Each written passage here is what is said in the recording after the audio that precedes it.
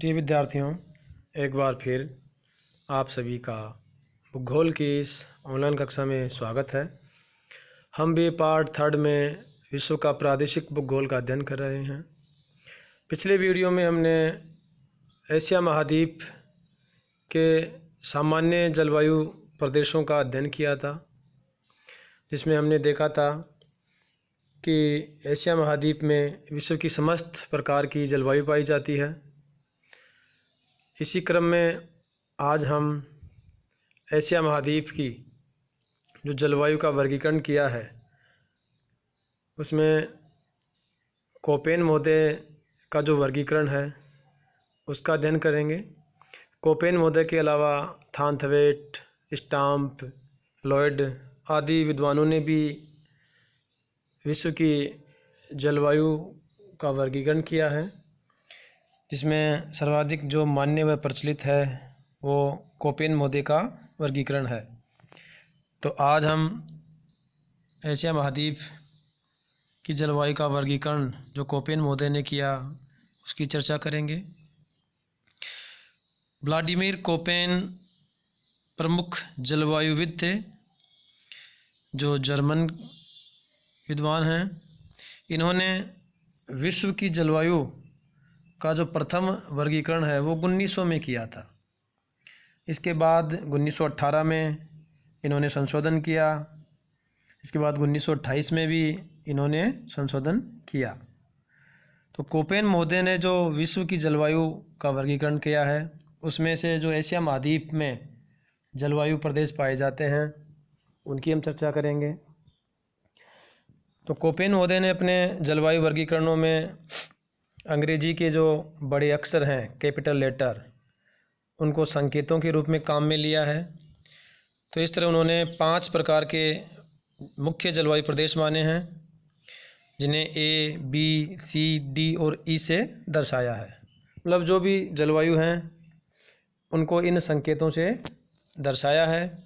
और इन 5 जलवायु प्रदेशों का इन्होंने उपविभाजन किया है, जिनमें अंग्रेजी के जो छोटे अक्षर हैं, स्मॉल लेटर, उनका प्रयोग किया है।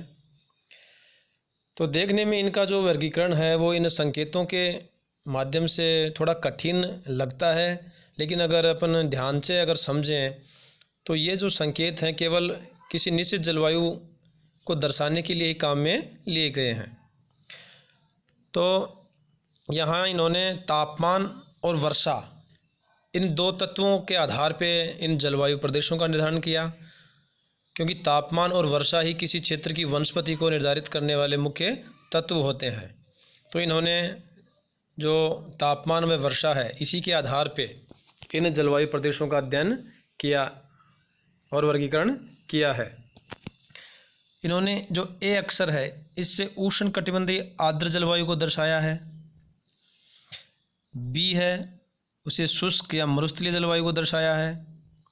सी को उष्ण शीतोष्ण आर्द्र जलवायु दर्शाया है। और डी से शीत शीतोष्ण जलवायु, और ई से ध्रुवीय जलवायु। तो इस तरह इन्होंने ये जो 5 अंग्रेजी के बड़े अक्षर माने हैं, इनके द्वारा 5 जलवायु प्रदेशों का निर्धारण किया है। उष्णकटिबंधीय आर्द्र जलवायु, शुष्क जलवायु, उष्ण शीतोष्ण आर्द्र जलवायु, शीत शीतोष्ण जलवायु और ध्रुवीय जलवायु। यहाँ साथ ही हमें यह जानना ज़रूरी है कि जो ये जलवायु प्रदेश हैं इनमें एक निश्चित वनस्पति का विकास होता है। तो यहाँ उष्णकटिबंधीय आर्द्र जलवायु में मेगाथर्मल जो वनस्पति है, जहाँ उच्च तापमान व अधिक आर्द्रता या वर्षा होती है, तो जहाँ जो वनस्पति होगी उसे मेगाथर्मल कहेंगे।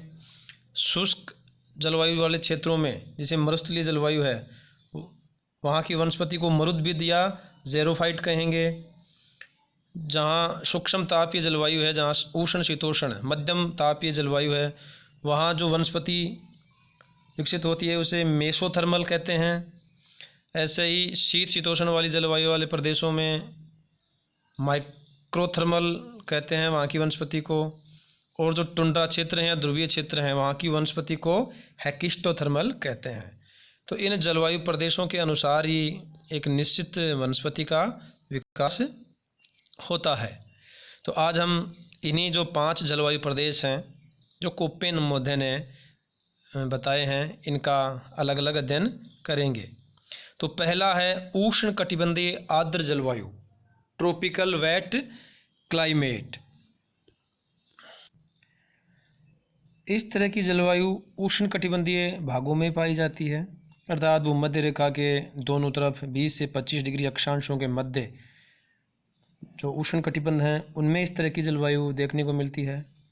अब कोपेन महोदय ने इस प्रकार की जलवायु के भी उपविभाग किए हैं, अर्थात इस जलवायु प्रदेश को भी कुछ भागों में बांट दिया, जिसमें तापमान व वर्षा के आधार पर वर्गीकरण किया है। तो पहला है AF जो उष्ण कटिबंधीय आर्द्र जलवायु प्रदेश है। दूसरा है AM उष्ण कटिबंधीय मानसूनी जलवायु कहते हैं इसे, और AW को उष्ण कटिबंधीय सवाना तुल्य जलवायु। तो जो A है मतलब उष्ण कटिबंधीय आर्द्र जलवायु है, इसके 3 भाग कर दिए। AF जहाँ तापमान व आर्द्रता अधिक रहेगी, AM जो मानसूनी जलवायु है जहाँ ग्रीष्मकाल में बारिश होती है, और AW उष्ण कटिबंधीय सवाना जो घास के मैदान है जहाँ मध्यम वर्षा होती है, ना अधिक होती है ना ज़्यादा, तो ये घास के प्रदेश होते हैं। तो इन 3 का विभाजन किया गया है। तो मानचित्र में अगर अपन देखें तो अगर एशिया महाद्वीप की बात करें तो जो ए जलवायु है उष्ण कटिबंधीय आर्द्र जलवायु, और उसका जो उपविभाजन किया है उसमें जो AF है, अब AF से तात्पर्य है यहाँ वर्ष भर वर्षा होती है और अधिक तापमान होता है, मतलब उष्ण कटिबंधीय आर्द्र जहाँ तापमान भी अधिक होगा और वर्षा भी अधिक होगी, और तापमान लगभग 18 डिग्री सेल्सियस से ऊपर रहता है, और वर्षा का जो औसत है वो 200 सेंटीमीटर से अधिक होता है। तो एशिया महाद्वीप का जो ये भाग है यहाँ इस तरह की जलवायु पाई जाती है, यहाँ AF तरह की जलवायु पाई जाती है जहाँ अत्यधिक वर्षा होती है और तापमान भी अधिक होता है। तो ये जो दक्षिणी पूर्वी एशियाई द्वीप समूह हैं यहाँ इस तरह की जलवायु पाई जाती है जो भूमध्य रेखा के निकट हैं। दूसरा जो था मानसूनी जलवायु AM, तो ये देखिए AM जलवायु प्रदेश, तो इस क्षेत्र में जिसे मानसून एशिया कहते हैं, यहाँ इस तरह की जलवायु पाई जाती है जहाँ ग्रीष्मकाल में दक्षिणी पश्चिमी मानसून पवनों द्वारा वर्षा होती है। तीसरा जो था AW जलवायु, तो यहाँ जो AW भाग है भारत का जो दक्षिणी पठारी भाग है जहाँ पतझड़ ऋतु भी होती है, शुष्कता अधिक होती है, वर्षा की मात्रा थोड़ी कम होती है। तो इस तरह की जलवायु यहाँ भी देखने को मिलती है एशिया महाद्वीप में और इन क्षेत्रों में भी। तो एशिया महाद्वीप में जो उष्ण कटिबंधीय आर्द्र जलवायु है उसके उपविभाजन किए गए हैं और मानचित्र में भी उनको दर्शाया गया है। दूसरा जो जलवायु प्रदेश कोपेन मोदे ने माना है वो है B अर्थात शुष्क जलवायु। तो शुष्क जलवायु को उन्होंने B अक्षर से दर्शाया है।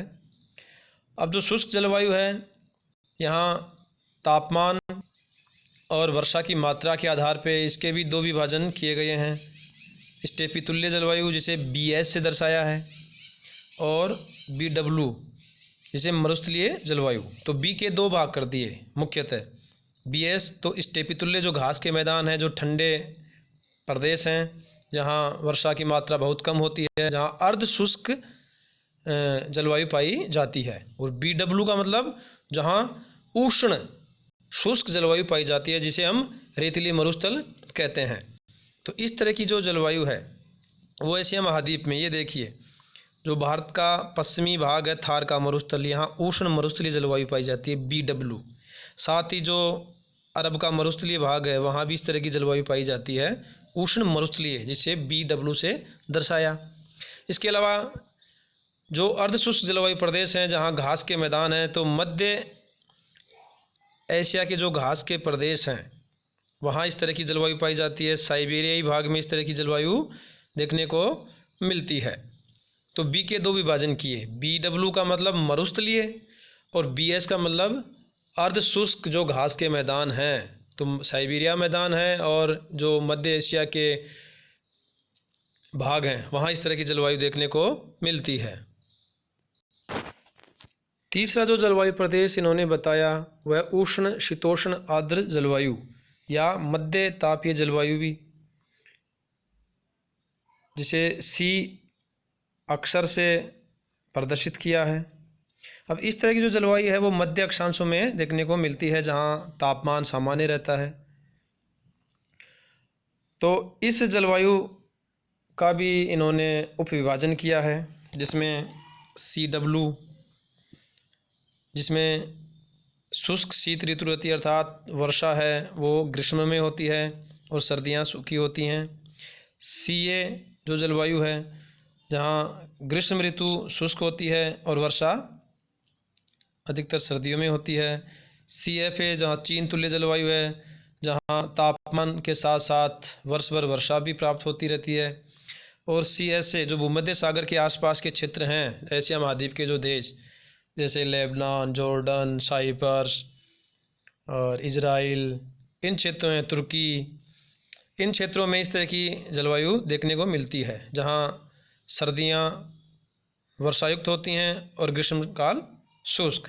तो C जो जलवायु प्रदेश है, इसका उपविभाजन किया। तो मानचित्र में अगर अपन देखें तो CW ये जो क्षेत्र है, यहाँ इस तरह की जलवायु देखने को मिलती है। तो भारत का जो गंगा का जो मैदानी प्रदेश है, वहाँ CWG से दर्शाया है, अर्थात यहाँ वर्षा से पहले तीव्र ग्रीष्म काल होता है, अर्थात जो गर्मी है वो तेज़ होती है और उसके बाद में मानसून शुरू होता है। इसी के साथ ही इसमें जो दूसरा दर्शाया CFA का क्षेत्र, जो चाइना का ये क्षेत्र है, यहाँ तापमान के साथ साथ वर्षा की मात्रा भी अधिक होती है। CSA का जो क्षेत्र है, भूमध्य सागरीय तटीय क्षेत्र, तो एशिया महाद्वीप के जो देश जो इस भूमध्य सागर के तट पे स्थित हैं, वहाँ इस तरह की जलवायु पाई जाती है। अगला जो जलवायु प्रदेश बताया वो है शीत शीतोष्ण या उपध्रुवीय जलवायु, कोल्ड टेम्परेट क्लाइमेट, जे D अक्षर से प्रदर्शित किया है। एशिया महाद्वीप में इस तरह की जलवायु साइबेरिया के भागों में और उत्तरी जो चीन है, वहाँ इस तरह की जलवायु देखने को मिलती है। इस प्रकार की जो जलवायु है, वहाँ तापमान जो है वो 10 डिग्री से लेकर -3 डिग्री सेल्सियस के बीच रहता है, अर्थात तापमान है वो अधिक नहीं रहता। इस जलवायु प्रदेश का भी उपविभाजन किया गया है, जिसमें DFC का मतलब है आर्द्र शीत ऋतु, अर्थात जो वर्षा है वो शीत में होगी। DWC जहाँ शुष्क शीत ऋतु रहेगी और DWA जहाँ आर्द्र ग्रीष्म ऋतु रहेगी।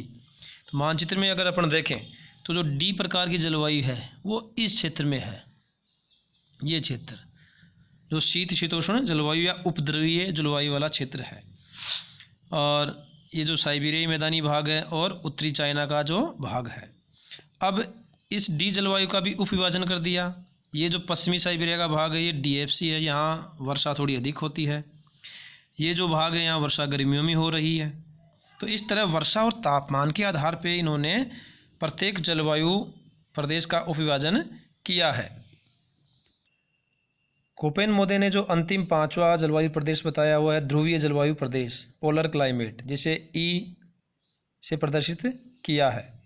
अब जो ध्रुवीय जलवायु प्रदेश है वो जो उत्तरी भाग है एशिया महाद्वीप का, साइबेरिया के उत्तर में जो आर्कटिक महासागर है उसके पास का जो क्षेत्र है वो ध्रुवीय जलवायु में आता है। इस जलवायु की जो विशेषता है वो ये है कि यहाँ जो तापमान है वो 10 डिग्री सेल्सियस से कम रहता है और सदैव बर्फ आच्छादित रहती है। अब इस जलवायु को भी 2 भागों में बांट दिया, ET टुंड्रा जलवायु और EF उससे उत्तर का जो हमेशा बर्फ आच्छादित क्षेत्र रहता है वो हिममंडित जलवायु, जो बर्फ से आच्छादित है। तो मानचित्र में अगर अपन देखें तो ये जो भाग है E वाला, ये जो D के एकदम ऊपर है, ये इस तरह की ध्रुवीय जलवायु में आता है, जहाँ बर्फ सदैव जमी रहती है, जो वनस्पति विहीन है।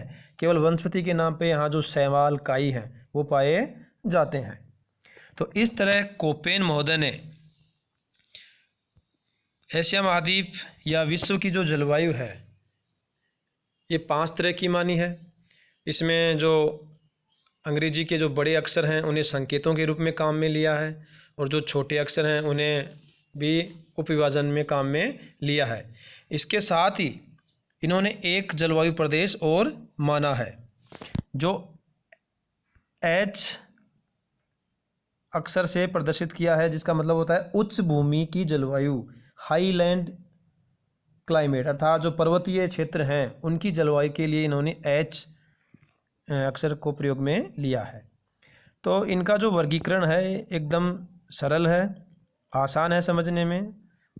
अन्य जो विद्वान है जैसे कि थानथवेट महोदय ने तो बहुत ज़्यादा संकेतों का प्रयोग किया है, इसलिए उनका थोड़ा और भी कठिन है। तो जो अंग्रेजी के ये अक्षर हैं बड़े व छोटे, इनकी वजह से ही थोड़ा ये कठिन दिखाई देता है, लेकिन वास्तव में ऐसा है नहीं। अगर आप आसानी से इसे देखेंगे, अध्ययन करेंगे, तो एकदम सही तरीके से ये समझ में आ सकता है। तो कोपेन महोदय का जो वर्गीकरण था, एशिया महाद्वीप में कौन कौन सी जलवायु पाई जाती है, उसकी चर्चा आज हमने इस वीडियो के माध्यम से की है। धन्यवाद।